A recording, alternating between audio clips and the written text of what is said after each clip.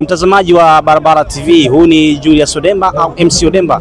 Nipo hapa na msanii wa muziki wa kizazi kipya Daddy Tony. Daddy Tony, habari za saizi? Kama kawa mzee. Na umetoka kuperform katika campus bash ya UDSM. Naomba uniambie ni kwa namna gani mashabiki wampokea muziki wako na unawaahidi nini mashabiki wako? Hai bana, ni big love kwa sababu watu wamevibe sana, nadhani wewe mwenyewe shahidi. Tumetoka hapa watu wananiomba sana namba.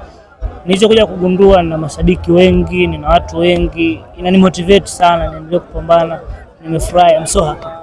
Sasa hivi umetoa ngoma gani kali na ambayo unategemea mashabiki wako kiipata ni ngoma ambayo itakuzidi kukupaisha juu zaidi kimuziki? Recently nina project inaitwa Tena ni wimbo fulani kidogo wa kulialia uwe wangu tena. So ilitoka tarehe 5 Oktoba na bado tunaendelea kuipush, lakini pia mwanzoni mwa 2026 Mungu akisaidia tutaachia project nyingine. Na mwambie mtazamaji ambaye anakufuatilia hapo kupitia Barabara TV kwamba akitaka kupata ngoma zako zaidi na kukujua zaidi anakupatia wapi?